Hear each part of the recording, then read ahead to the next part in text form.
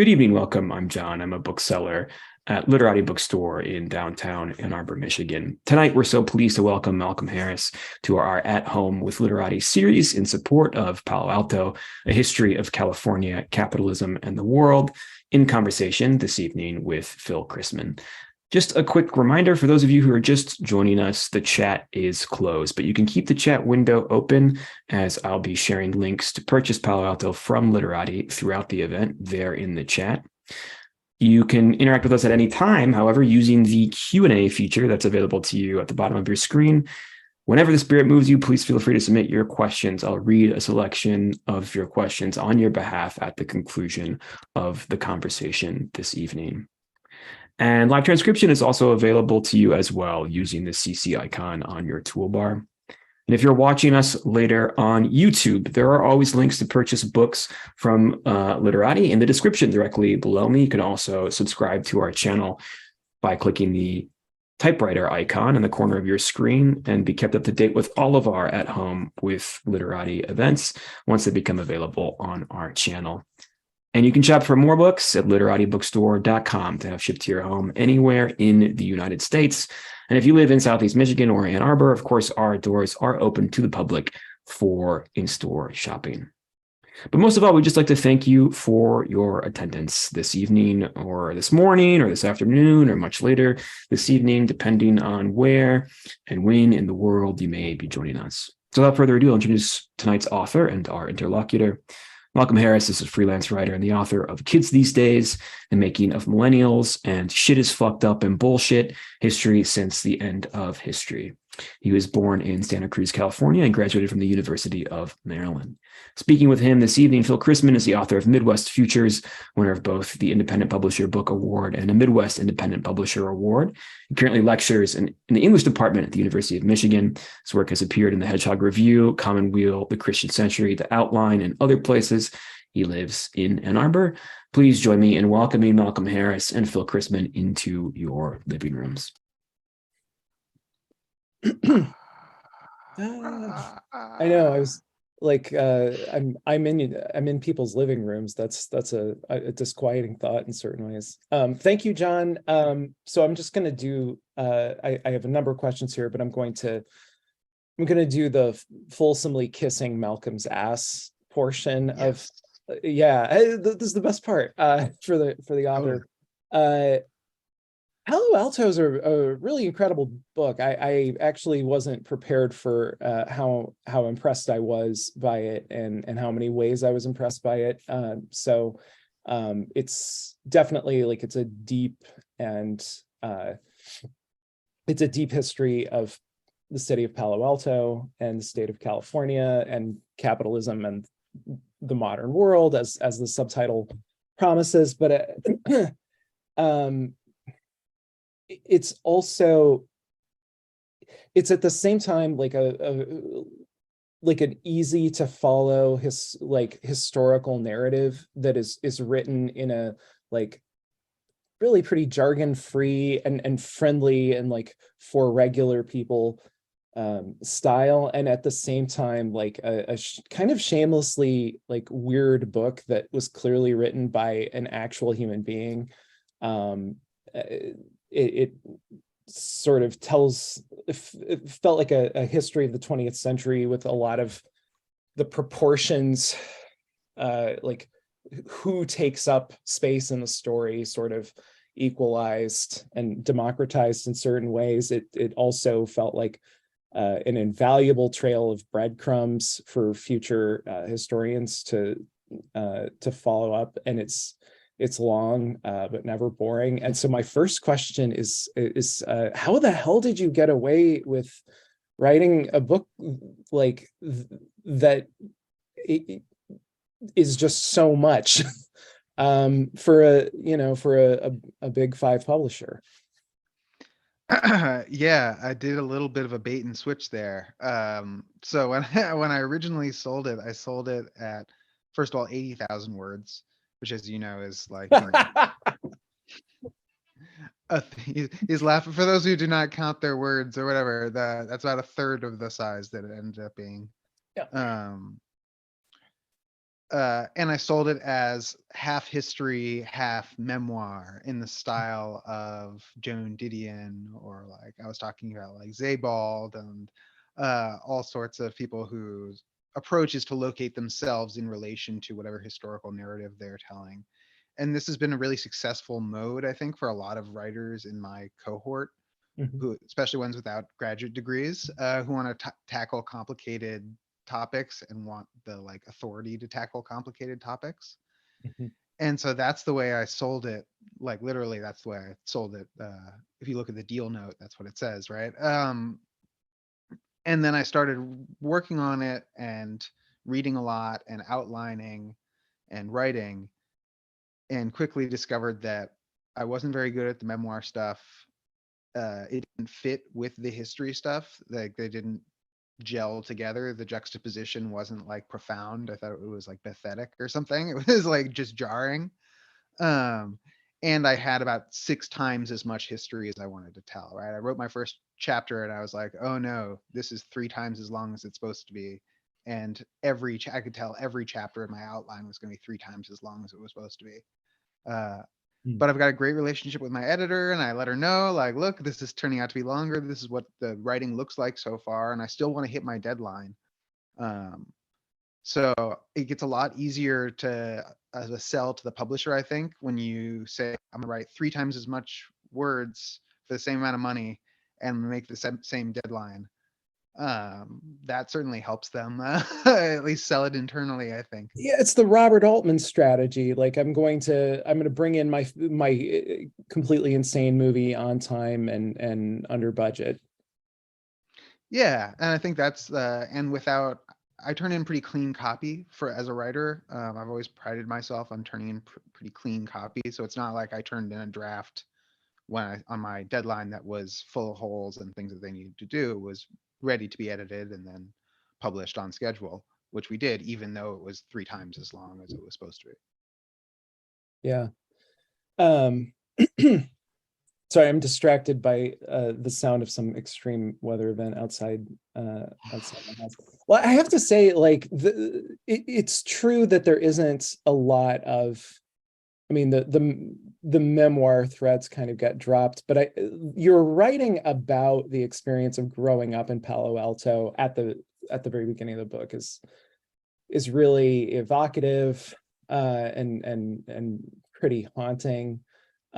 So what is in there kind of goes a long way. But then from there you get into the history of like kind of the colonization of California. And there were a number of things about that story that were really striking. One of the things I've seen you say in your interviews about the book is that the kind of the process of the colonization of California was in some ways like even more violent than a lot of what happened in the Midwest. Can talk about that a little bit?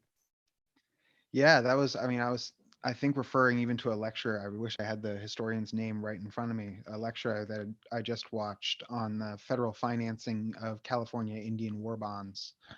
And if you look those key terms or whatever, you can find it on YouTube, I'm sure.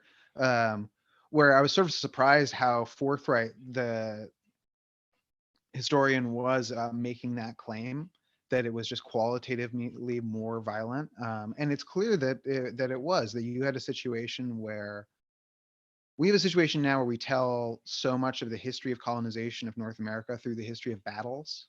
And if you Mhm. don't have a history of battles, then your history is sort of erased. And so Mhm. even in the history of California, which is not a history of battles, the stories that we do tell about the history of colonization are about like the Klamath and the in the Northwest, and like situations where you did have battles, because these are the events that were worth noting or whatever.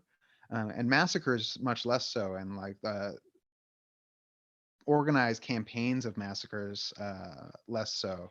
And the mechanized sort of system that they set up, where individual settlers were killing for their personal profit, guaranteed by the state government on behalf of the federal government, invited this kind of brutality. And this historian, I guess, whose name I really should look up, was sort of at a loss to explain what it is that that made this so violent. Part of it was that these were not warlike cultures for the most part in California that were being displaced, unlike other places that were used to had traditions of intercommunal combat or whatever. That was not really the case in California, in Northern California, Bay Area that we were talking about. But otherwise, like was struggling to explain what it was about the colonizers of California and their experience that made them this more violent. And for me, I think it does have something to do with the capitalist system that they are really starting from scratch in this area, that invites this kind of brutality and excuses it in a new way. Is I think the closest idea that I can come up with for why it was worse, and I think it was. Yeah, what is that? Tell us about that new way. What is So the part of the way that Northern California, Alta California, was settled by Anglo-American settlers in California was that they were directly rewarded for their membership in these militias, and these militias were not fighting other armed groups; they were massacring people and conquering territory. But it was this it was much? a synthesis. Yeah, this much land for this many dead people. Right, more or less, right? It's like 2 weeks if you can be in a militia for two weeks campaign, then you get 2 acres of land, or I think it was, or something like that. And this wasn't what's interesting about it is that this is not a human farmer tradition, right? These settlers are not thinking, I'm going to get this land and I'm going to turn it into a homestead. I'm going to farm it. They're thinking of it as a financial asset. I'm going to get this piece of California and I'm going to leverage this piece of California into prosperity for myself, whether that's a timber claim, a gold claim, a water claim, some sort of resources that I have title to based on my participation in this brutal acts of colonization. And so the rewards are very close. And the federal government sort of hasn't signed on to very much of any of this really, and is sort of cajoled by the state government, who is cajoled by these settlers into financing this whole effort post hoc. And so it's done on credit, right? On the promise of taking this stuff. And the way that that's elevated into a financial system and the basis for a whole, national sized economy is different. It's new in this place. Yeah, it's like a new capitalist country being created, and it's both more violent and more abstract. It's like if the government gave you like this many shares in Amazon for killing this many undesirable people. It's not your house. It's it's a financial instrument. And it does make more sense when we compare it to Algeria or South Africa or other overseas colonies, which is what it was at the time, right? Until the Transcontinental Railroad, it's effectively an overseas territory for the United States. Yeah. And so this is it's hard to even like make a list of questions about this book, because it feels like I'm grabbing a thing from this place on the map and a question from this place on the map, and well, they can all read it. Just ask the fun ones. They can all read it, and the thing is, these questions that sound random when I ask them, Malcolm actually like makes a logically coherent explanation for how all this stuff relates. But I just really want you to talk about the Palo Alto system, and how I mean, forgive me for putting it in kind of like explainer journalism language, but how horse breeding explains capitalism and its modern state. Right. The first tech startup. That's how I placed the excerpt of that part at the Atlantic, because I thought it was sort of a perfect home for that. And they sort of took all the class conflict out of it and just started this tech startup story for Atlantic, which is great. I hope they bought the book. But so the Palo Alto system is a system not related to Stanford University, but to the Stanford stock farm, which is how Palo Alto, the town, originates, is as a horse breeding farm. In fact, the largest horse breeding farm in the country at that point. It's a scientific horse breeding complex, because horses are not just a object of gambling, like the horse racing industry or whatever, but they're the most important technology for transportation. They're running the canals and local streetcars and transportation. Agriculture, they're dragging all the agricultural instruments. War, they're dragging all the military cannons and artillery and stuff. It's all horse driven. So horses are the engines of the world, and high tech, right? So California's farms use more horses than farms in the rest of the country, and it's because they're super high tech. And Leland Stanford, the scientific man that he is, says, I'm going to improve this horse tech. And if I can improve the value of a horse by $100 a horse, there are 13 million horses in this country. That's $1.3 billion, which to us is $30 billion. He's thinking in like tech startup language. And in the 1870s, there's what they call the epizootic that infects roughly 100% of urban American horses and like grinds the country to a halt. And so horse technology and the like producing solid horses was really important. And to do this, they decide that they have to shorten the horse reproduction cycle in terms of profit. They have to be able to get fast horses faster so they can sell their genetic material, so to speak, quicker. And to do that, they needed to race younger horses faster to prove the horses' speed, their capacity for speed, as young as possible. And to do that, they took inspiration for the early childhood education movement that's starting then in Germany with something called a kindergarten.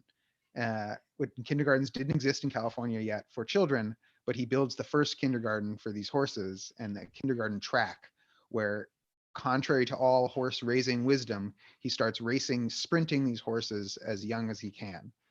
And lo and behold, this system, which they call the Palo Alto system, he and his head trainer, Charles Marvin, produces the fastest, youngest horses in the world. And everyone is sort of shocked, but forced to admit that they are doing this, even if they are wasting some good horses, breaking their legs by running them too young, and spoiling some good horse material. They can't argue with the results, and they're really producing these horses. Now, the Palo Alto system doesn't last forever, because horses get replaced pretty quickly after this with machines and tractors and motors. But the logic continues to underlie the town and its works. And so if you go to Palo Alto now and you ask some tech bro, like, what's the Palo Alto system? They would make something up, because they don't like admitting that they don't know things.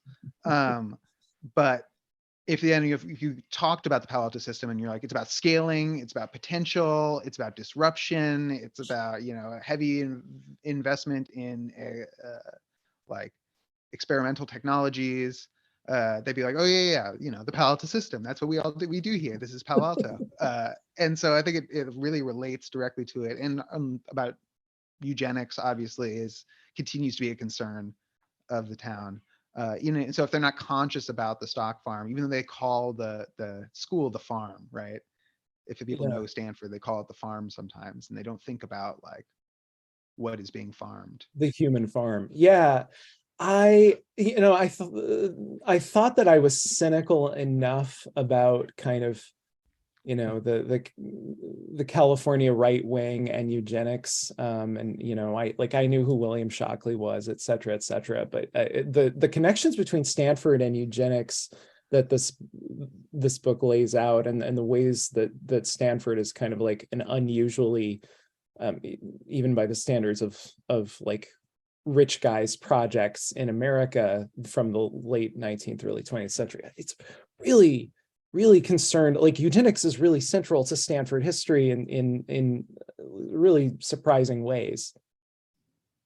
Really the whole way through, right? From the Yeah. very beginning, from the horse stuff to, if you look at really overwhelmingly Stanford educated and cultivated like tech guys of today, talking about, when they occasionally talk about what they really believe, it turns out to be very, very close to this like original Stanford, David Starr Jordan era order of races type eugenics. Yeah. Yeah. Like even things like, what was it up until this is another thing I learned from you, like up until like 1980, they were asking applicants, how tall are you or something like that. Hmm. Yeah. Well, not only did they ask how tall they were, but this led to constant crises of their population being incredibly tall. And so that they'd run out of, there's like a Stanford Daily article in 1930 and then another one in 1950 about we don't have enough 7-foot beds because we keep recruiting all these guys who are, at a time when the average population height is 5'8", whatever. They're recruiting all these 6'6" dudes because they think they're like evolutionarily more fit. Never mind that people who are that tall have all sorts of like health problems and shit. It's a very simplistic idea of eugenics, right? It's not a very like sophisticated idea of like human health or whatever. They're just like, he's big, that's good. Like big is good. Yeah. Yeah. I mean, which, yeah, I think that like that's one of the things that just automatically makes eugenics like flawed intellectually as well as morally, is that it's always taking one trait out of this impossibly complex web and fetishizing it. But yeah, now I'm just I picturing mean, that's what IQ is, right? Totally. Yes. Yes. IQ is that about intelligence. I mean, I'm like you basically, would you basically agree with me that the IQ test is like an instrument for measuring how well you do on IQ tests? Yeah, I mean, so the history that I talk about a little bit, Binet, the Alfred Binet, the French guy who develops it, it's about, seeing if kids are falling behind so that you could give them compensatory help in Mhm. school, right? That's what he designed it for. And he's like, don't use this to evaluate people's like smartness or whatever. That's not what it's for. And And no Terman one at Stanford is listens. like, no, actually, this is perfect. And like even at the Yeah. time, people were like, the idea that you could have that there is some quantity called intelligence struck even at the time a lot of scientists as like idealist, basically. Like it's like what, like where would you find such a thing? How could you elicit it? Like what is its character? What does it measure? What are you talking about? It's a really unscientific term. But if your idea is, if you're really wedded to the idea of natural hierarchy, then Mhm. there's got to be some index, right? There's got to be some like ordinal measurement that you can use. And so they had to derive it from their belief in some kind of hierarchy. And this is a tool that they come up with. Yeah, But this like, is finally the X-ray that allows me to look at the world and like it immediately arranges itself into the hierarchy that I know exists somehow. Yeah. and the first real use of it comes around for masses of people, comes around World War One. Mhm. And removing, which I thought was very creepy, is that it becomes this eugenic intervention into the deployment of troops around World War One, where you said, well, we don't want the A students in the trenches, like, because anyone can be in the, so we can keep the C students in the trenches. We'll keep the A students back here somewhere else on college campus. The And when I C did the math, students die first, literally. right. Right. Yeah. And so, the F students, we might not want to give them a gun. Who knows what they'll do? But the C students, like, we'll put them in the Yeah. trench to die. The A students, we don't want to lose those genes. We can't afford to lose those genes in the dysgenic meat grinder of war. And it wasn't till I did the math that I realized that Lewis Terman's son, Frederick Terman, turns 18 the exact same year that the draft age gets lowered to 18. And so this idea for him, the fear of losing genetic material, losing the future in the war and being unable to protect this future for the country, acquires this really personal dimension for him, that he has to protect, like literally protect his son from the war. And he has to come up with a national policy in order to protect his son. And he does, and his son stays at Stanford for the war and then spends World War II, at Harvard at the Rad Lab, helping to win the war. And it's like it becomes true, and it's a really like important intervention in the history of America in some ways. But it's kind of melodramatic, right? He's like, Yeah. Well, this is one of the things I really admire about the book is that it's nuanced, because I mean, of course, as readers, we find this whole story disgusting, and we find Terman really objectionable, but at the same time, it's very human that he doesn't want his son to die in a war, especially World War One, which, low key, really pointless. Yeah. But then the fact that he's also that he has to frame this in these utterly alienated, unhuman, and unparent-like terms of, well, I've got this beautiful deposit of genetic material that I just can't let go to waste. Mhm. Even to himself, that's so creepy. Well, and he gets this really tragic end also, I think, that in the contradictions of his racialism during World War II, when, he's a holder of a really old version of racialism where Japanese were considered white, the whites of Asia, right, by some of these eugenicists.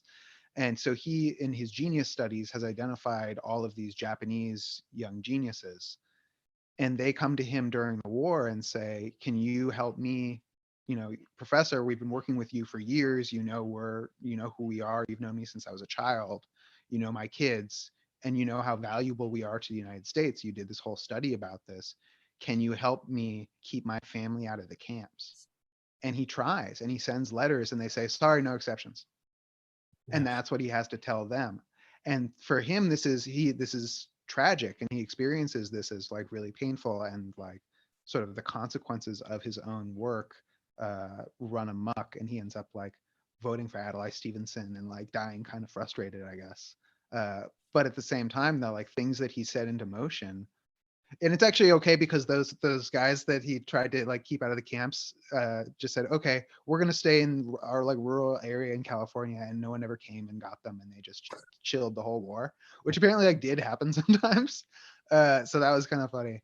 uh but there are people who do like encounter the tragedy of their own whatever logic, and by then Frederick Terman is halfway down to creating the Palo Alto that we know today and the Stanford that we know today.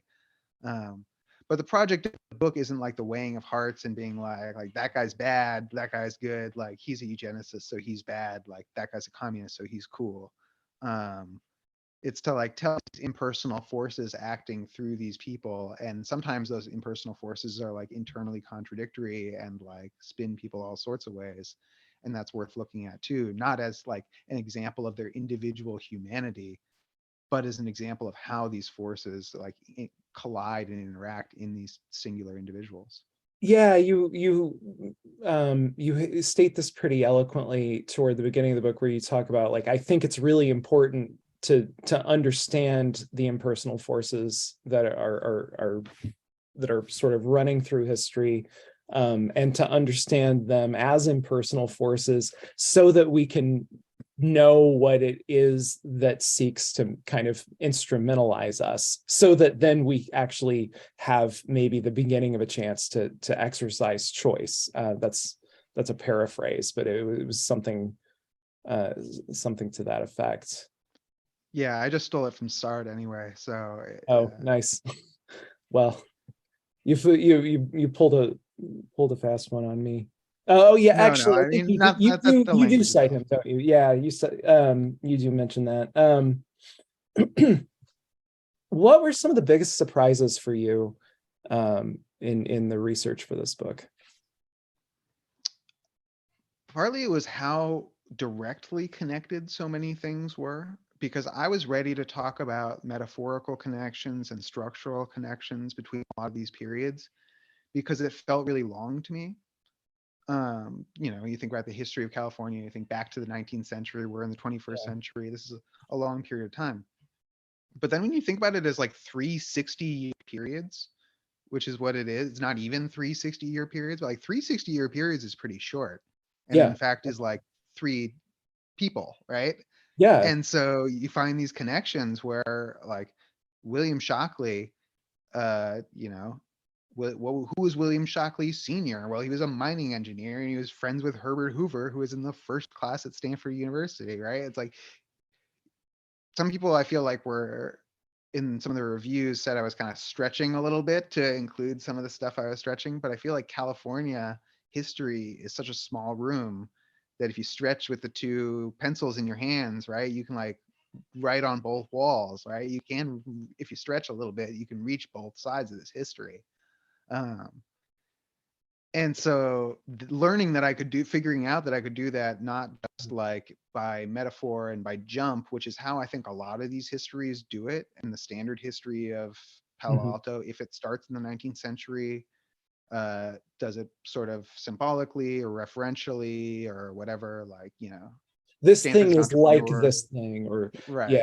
yeah, But it's yeah. the more I looked at it, the more it's like literally part of this same project, right? The fact that this project is less than 200 years, significantly less than 200 years old, 150 years old in Palo Alto's case, right?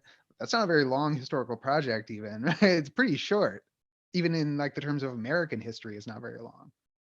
And the capitalist class, I mean, like they have to interact with each other. I mean, the connections are going to be there.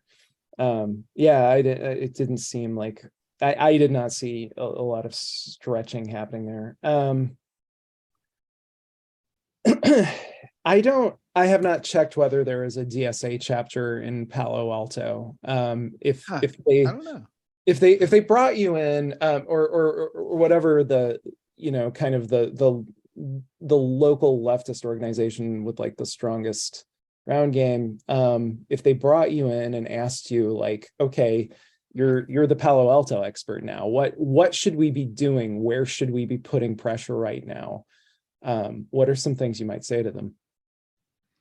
I mean, I'm serious about the end of the book where I'm talking about returning land to the Muecma. I think there's a really strong case to be made that Palo Alto is a place for the national attempts to return land in this country to start in earnest. That there's like plenty of legal precedent, there's plenty of political precedent. You have a like small unaccountable group that is the board of trustees, right? We hear all the time that boards of trustees at private colleges make all sorts of crazy decisions. These guys have $30 billion in a bank account, more or less, Right. right? 8,000 acres of real estate. Uh, and then we're talking about Moakman tribe, I think is the latest numbers was I saw was 500 people, I believe, and they need a place to live on their ancestral land that Stanford recognizes as their ancestral land. And I think if you were talking about a student movement, which again, if you're talking about the left in Palo Alto, you're probably talking about a student movement because uh, that's a disproportionate number of people who are involved in left-wing politics in Palo Alto. Not everybody, you know, there's always been some like anti-imperialist organizing in Palo Alto and whatever, but I think student politics has driven the town in a lot of ways, its political engagement.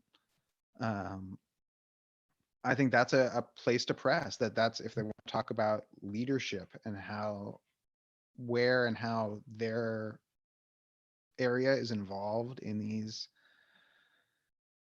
future possibilities. I think that's where they should be looking. At the same time, they can also draw, I think, a lot of inspiration from the new left investigations into the role of Stanford and Palo Alto. And we've seen a little bit of that with, I think, Tech Inquiry is a good publication, but really like concerted investigation into the role of the tech industry in the world, global practices, because it's misunderstood, right? It's not fully understood what these companies are doing, just as it wasn't in the 60s. People didn't understand what chemical companies were doing in Vietnam necessarily, or what all these buildings on campus had to do with the war effort. And it's time to start drawing maps again, right?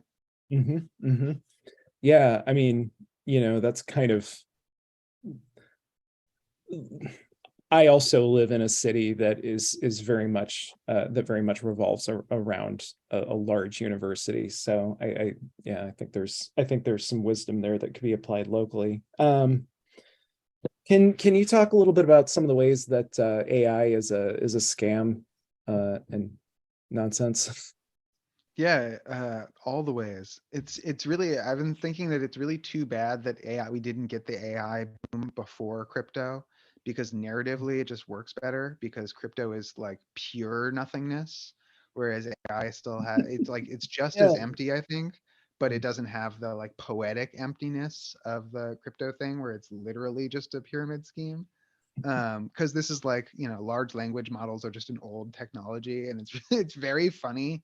I'm just imagining the people over at I can say guys, the guys over at OpenAI, running around like looking at each other all freaked out because they convinced the whole world that they can like spin hay into gold, and now they can't. And like they never could at all, and it was like, it was a hand puppet the whole time or whatever. Like it was like a really cheap trick that they've done, and now they have to pretend that they have like surpassed humanity on the evolutionary, like they have to do like 2001 A Space Odyssey shit or whatever, like and it's very funny imagining them like it's like It's a real TV show comedy. yeah, it's like Theranos realizing that their machine, that people think their machine actually exists, but it's not about like a useful trick for medical technology. It's about like creating our Nothing. successors. Nothing. Yeah. It doesn't mean none of it means it's. I saw a headline. It was like, Coca-Cola is going to work with OpenAI to implement AI for Coca-Cola, and it's like, doing what? Like, what on earth? Like, doing what? Like, sending emails internally? Like, what are you like to itself? Like, I mean, it makes no sense to me. And I think it partly is this like antagonism that some of these tech people have towards people who write for a living. Oh yeah, and That they're toward like, higher education. I mean, yeah. I take it very. I mean, I do kind of take it as a little bit like in line with MOOCs, the rhetoric around those about 10 Mhm. years ago. That Yeah, but how did that work out?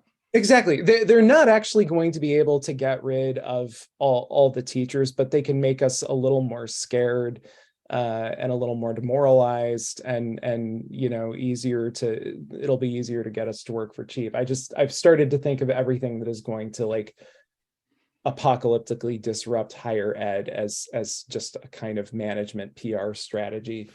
Now, I've heard a contrary take from other writers, some writers though, which is that uh, the more that people get dependent on these kind of machines that, by the way, can't write, literally can't write, all they do is just repeat other people's sentences.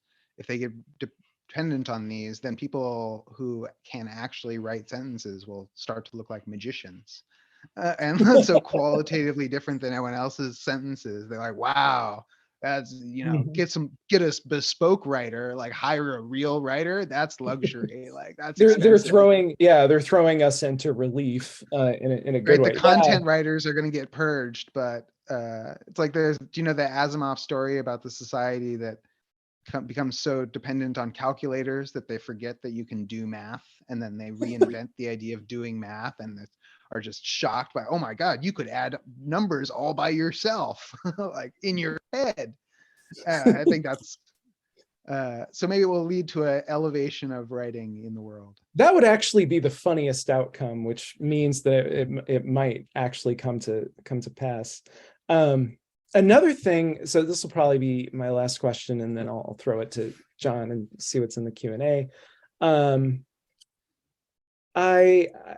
I appreciated, and a lot of people have talked about this, the way the book seems to go out of its way to give credit. So you thank everybody at the publishing house that was involved in the production of the book, including interns, which really shouldn't be so surprising, but you did that. I also felt like something about the way that you I mean, any book like this would cite sources, but I felt like you would kind of, you wanted your enthusiasm for particular sources to come through. Like you really wanted to make sure that people, read, like you kind of try to sell us in a good way on some of your sources. So that felt like of a piece with the giving credit. Was that something you've planned to do for a long time? Was it hard to get the publisher to go along with that? If not, why haven't we all adopted it? Yeah, well, that's what I saw. I saw it was another publishing person who tweeted about it, we should have credit pages. And I was like, and I thought, yeah, we should have credit pages. That makes sense. Mm. And I found in publishing, no offense to my publisher is great. I've loved working with the people that I love that I work with. And they've continued to publish me, which anyone who knows about my writing and the publishing world and that match knows is very lucky for me. Mhm. I find that you got to ask for things 3 times, that there's an institutional inertia, and no one will tell you the first time when you ask, no one will tell you no. They won't even tell you why something exists. And they can't tell you why something exists necessarily or why something is happening. And I'm not a complacent person. I hate complacency. And so I'm constantly pushing against. I will ask 3 times if that's what it takes. And on this one, it's like, if you ask 3 times, they'll give you a page to give the whole credits. It's really just that like institutional inertia, I think, that is preventing people from doing it. And that one is really like, we could start doing that next year. Like everyone could do it next year. That's a top down decision, even like pretty easy, I think. So I hope we do it. I don't know why you wouldn't credit everyone, including interns, everyone who works on it. Might as well. I mean, it's 1 line on a book, like, and I don't think it should be under acknowledgements, right? I think it should just be like in the book as a credit for the people who worked on it, just like most works of art. I shouldn't go that far. The visual artist people are gonna be like, yeah, not quite. Just like, Jeff Koons I is know. not going to give you these are the people who actually made my stupid balloon sculptures. Yeah. God, and he's, from what I hear, is he's on the better end of the people of giving credit, because at least we know he's using other people. Yeah. Yeah, so that one seemed like a real gimme to me, Yeah. and I think it's funny. I picked up a lot of like goodwill, I think, from people for that, but it seems like a pretty simple one for me. And I hope more people do it. That would be awesome. And I've also seen people make interesting comments like, "Oh, I want to see that because I want to know who the editors are of books, so that I can follow editors across books." Like, I don't like, maybe I like an editor. Maybe I like an editor better than I like the writers. Maybe I want to, in fact, I want an IMDb where I can look up credits, and I want to find the editor, or I want to look at the publicity credits, see what books they're behind, and see how they're doing. Like, I don't know. Maybe that's a Yeah. website someone could start. Yeah, I mean, there are definitely agents and editors who have like noticeable like sensibilities that actually, Totally. yeah, make sense for people to follow from book to book. Yeah, John, it's about 1:45, so. Yeah, there's one question in the chat so far, and if you have questions, please feel free to message us in the Q&A. I'll read a selection of your questions. But our first question is from Nathan at Schizo Reads on Twitter. You both write vividly about the past, present, and future, centered around a particular place, but also the relationship of capitalism and the self. So I think this is a question for both of you. Do you think this do you think this somewhat subgenre will continue to expand? And if so, any particular explorations you would be interested in seeing explored as a reader or writer? Thanks, big fan of both of you. I think I'll read that one more time because I kind of interrupted myself. You both write vividly about the past, present, and future, centered around a particular place, but also the relationship of capitalism and the self. Do you think the subgenre sort of political memoir writing in a way, or left memoir writing, or writing that involves these axes will continue to expand? And if so, any particular explorations you'd be interested in seeing explored? Do you want to take it first? Sure. Well, I think, Malcolm, your answer to my first question kind of points to why that might be a smart strategy for more writers to pursue. I mean, yeah, if you frame a book that way, it solves the problem of wanting to write history without a license, which sometimes we want to do. I mean, that's also true of my first book. Publishers and I don't know whether audiences really love this as much as publishers think they love it. it would be amazing to know how much of what publishers think audiences want is just ideology and institutional inertia. But publishers definitely think that audiences want you to have a personal connection to the story. I mean, we've started seeing biographies that are like group biographies of me and the person I'm writing a biography about too. Mhm. Like that. So it seems like a smart way to sell a project to a publisher and then kind of turn down the focus on oneself if that becomes boring, which it sounds like is basically what you did, Malcolm. And yeah, I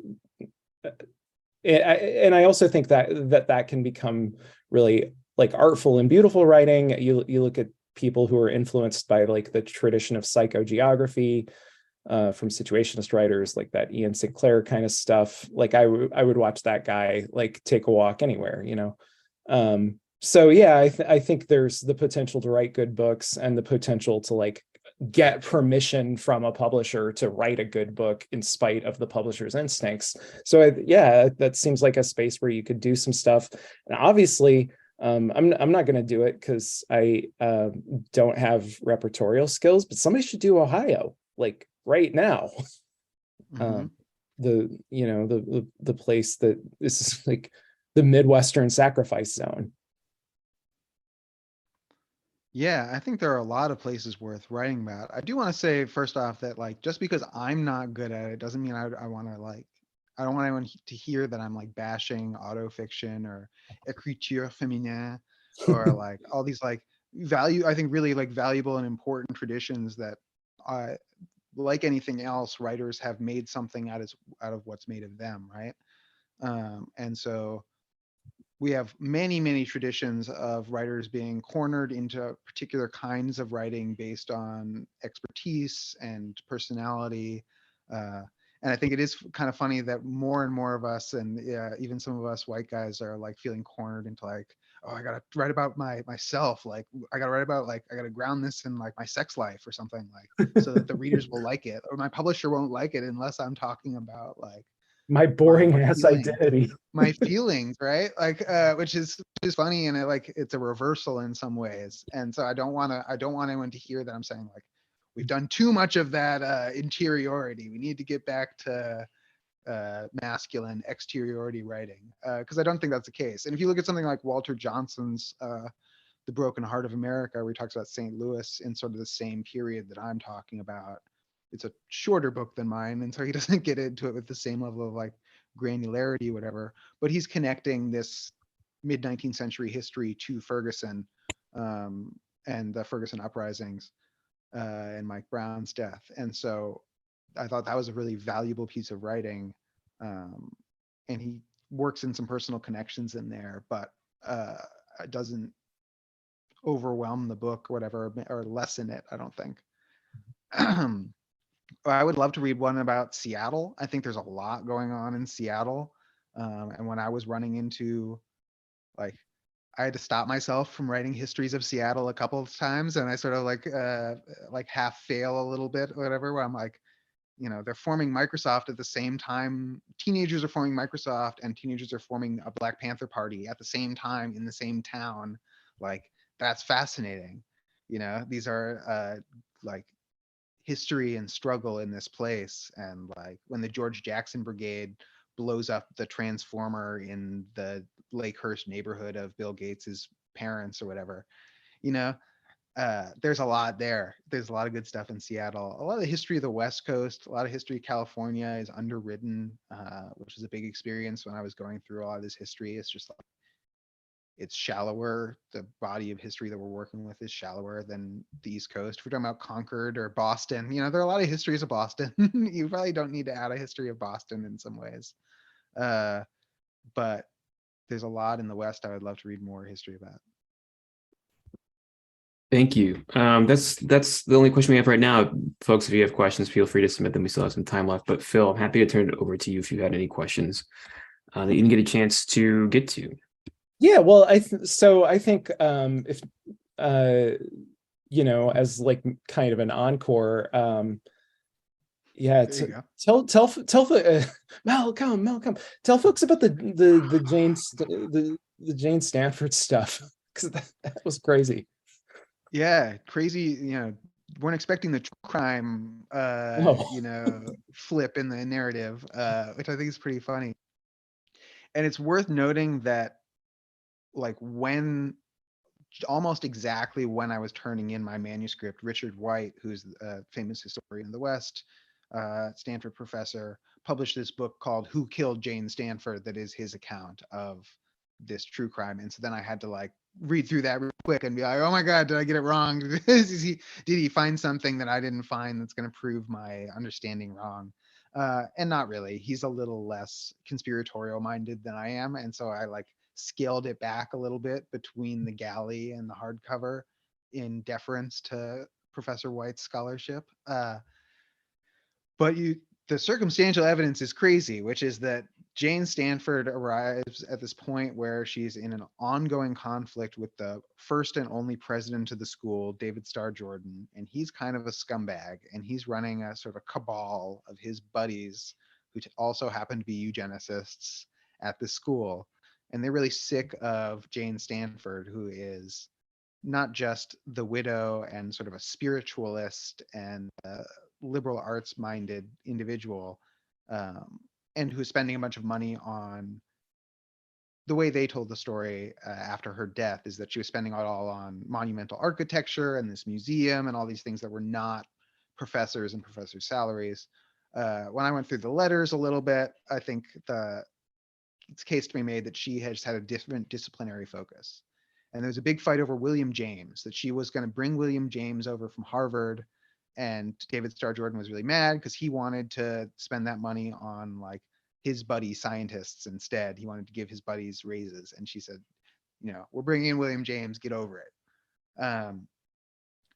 And then one day their conflict escalates. It's clear that she's going to fire him.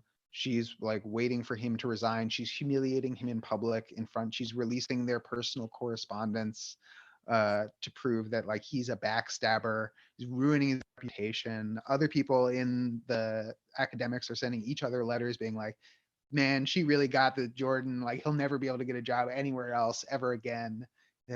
His reputation's ruined. And he's just waiting for her to die because she's old. And if he can get past her dying, then he gets to control the school because he's the first and only president of the school. And they're the founders. They're the only ones who can stop him. And so one day she is poisoned in her home in San Francisco.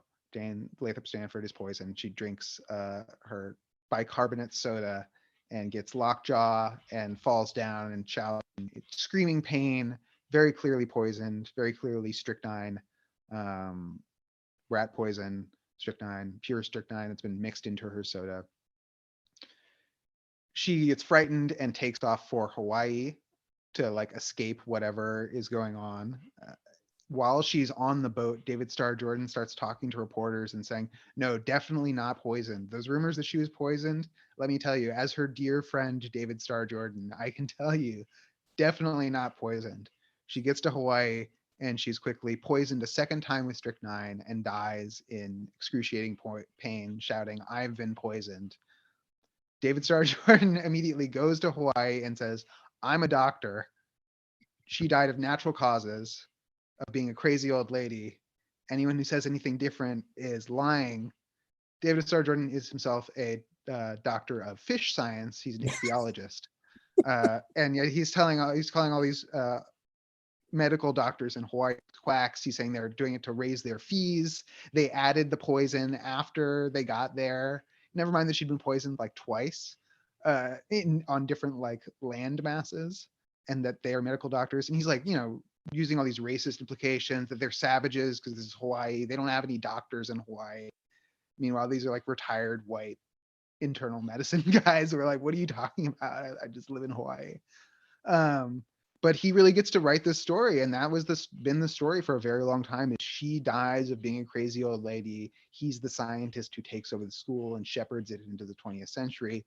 And that the earthquake in 1906, which knocks down the museum, is this sort of divine historical judgment on Jane Stanford and her project and her death. And it's very strange the way that that's been written about in the 20th century as like, it's very bizarre. They really do interpret it as this justification. And it's only now that all the circumstantial evidence has been arrayed against Jordan and they've started taking his name off stuff, you know? Yeah. So like, there's something inspiring about that to me. Like, be the kind of humanist intellectual that somebody wants to put strychnine in your food. You know, that's Well, and William James shows up after she dies and is looking around like, why am I here? Who wants me here? What am yeah, I doing yeah. here? And gets freaked out and starts writing about how creepy the place is and writing about how he started having other people's dreams. And like, when he gets there, he's really excited. And he's like, wow, it's really nice. This is California's sweet. I could see coming out here all the time. And very quickly he's spooked. Like he says, creeped out is how William James describes himself, or gives me the creeps is what he says. Mm. Stanford gives him the creeps. And the earthquake happens and he just leaves and he just books it. Yeah, the earthquake was such a big thing in his life that it's like the opening anecdote in Robert Richardson's I think that's his name, biography of James. So like I knew that little bit of the story, but like the rest of it is just mind-blowing. So this book, for those of you watching at home, and this book has everything. It's got history, it's Got it comic, all. it's got true crime. It's really just a miraculously rich book, and I'm really happy and grateful that you wrote it, and I'm glad to see it doing so well. Well, thank you so much for chatting with me about it. And thanks, John, for having us. Of course. If you don't mind, Mike, we do have one more question that has Oh, just yeah. come through the wire. So viewer writes, haven't gotten a hold of a copy of the book yet. I'm on the library wait list. That's great. I'm glad that there's a wait list for the book in the library too, to be honest. People like to draw distinctions, many cultural, between Silicon Valley and Wall Street. In your opinion, are those distinctions basically fake? Well, there are distinctions, right? Even like geographical distinctions, but there's an interpenetration, right? And so from the beginning of California, you know, the very early point I talk about in the book, $1 trillion of European finance capital, inflation adjusted, going into American railroad bonds, right? And that's going through Wall Street. And a lot of the Wall Street names that we know emerge around the same time as California and getting rich in part through selling railroad bonds. And so there's this interpenetration of West Coast and East Coast capital from the beginning of California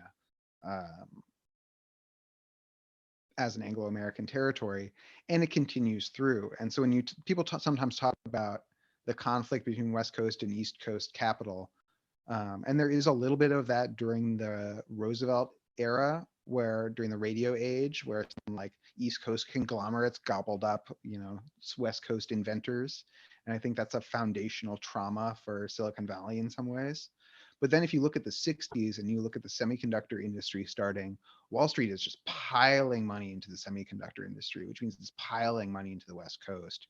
And that's a pattern that continues with the computer industry, continues with the networking industry, continues into the internet industry, continues into the app industry. You know, Wall Street's been funneling money, not just from this country, but from all around the world into California and Silicon Valley specifically, and very profitably, right? If you think of why did the banks give Elon Musk, why were they offering him the GDP of Mongolia to buy Twitter when he had no business plan for this company? And it's because they have set up a set of business practices where they make money no matter what, right? They make money on the fees before they make money on whatever else. And they make money by securitizing those assets and selling them on. And so Wall Street, Silicon Valley and Wall Street are two sides of a national finance coin, you know, in some ways. So they're different, but they're part of the same whole. And then there's one last question here. Someone wants to know if there's any chance we get a docu-series from this. There's a visual compendium. There's a chance of anything, you know, anything could happen. I should probably stop complaining about how awful Netflix is all the time. Right? uh, yes, the film and TV rights have not yet been sold, but they are for sale. So if anyone knows anyone who produces such things, they're on the market. Good to know. Malcolm, thank you so much for joining us tonight at Home with Literati. You can purchase Palo Alto if you're watching at home, and there's a link in the chat. If you're watching on YouTube, there's a link right below me. Phil, thank you as well for joining us once again, and hope to have you both in the store. I know Phil actually will be in the store in a couple of weeks, but Malcolm, hope you can come by for your next book. Next time I'm in town. Please do. But until then, I hope you're both well. Continue to stay well. And to all of our viewers, thank you so much for joining us. We look forward to seeing you at the next event. Take care all and have a great night. Stay safe, Ann Arbor.